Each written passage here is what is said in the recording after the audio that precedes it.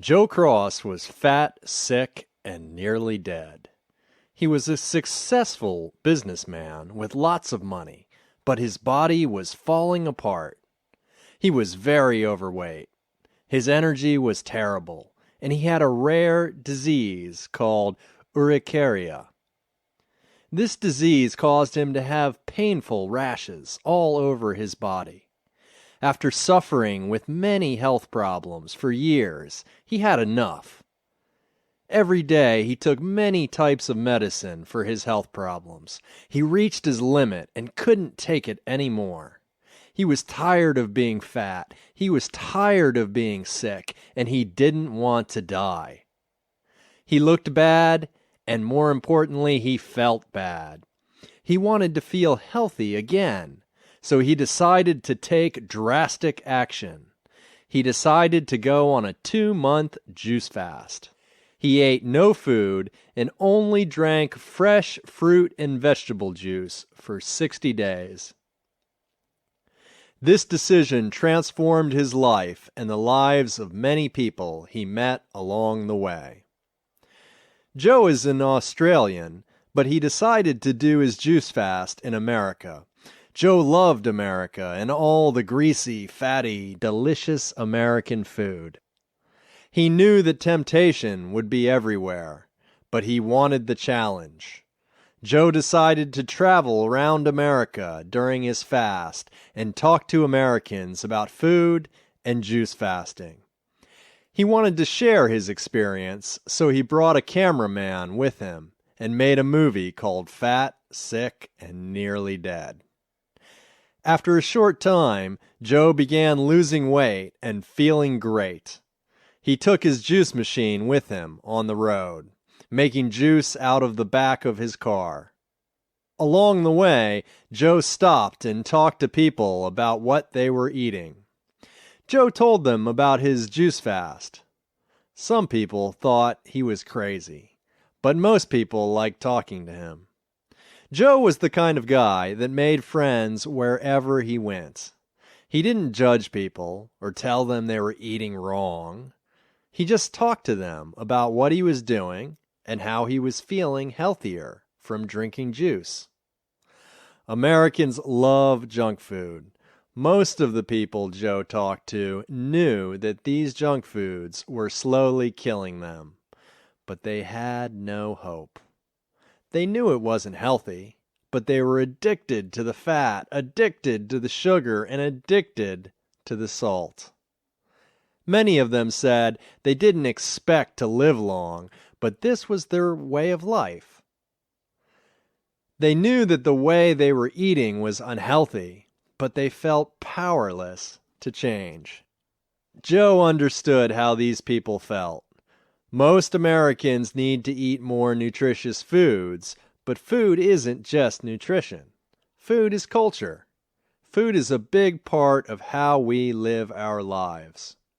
We start our day with food, we take a break in the middle of the day and eat at our jobs, and then we go home and eat again. And of course, we don't just eat to live. Some people eat to relax, other people eat to feel better when they're sad, and most people eat to celebrate. Food is a big part of parties, holidays, and festivals. Most importantly, food is something we share with our friends and family. We eat with the people we love. Food is so much a part of culture, it's hard for people to make big changes. Not everyone Joe met felt powerless. He met some people that were also ready to change their food and change their lives. One of those people was Phil Staples, a truck driver. Like Joe, Phil was fat, sick, and nearly dead. And he also had to take medicine for the same rare disease, urticaria. He was 195 kilograms. He was a big bear of a man. He became so fat that he was in terrible pain. His back hurt, his knees hurt, his legs hurt. He was carrying so much weight that he could barely walk. He was a truck driver, so he spent most of the day sitting and driving. The only walking he could do was the short distance from his truck to the truck stop restaurant, where he ate his greasy junk food. Even this short walk was very painful.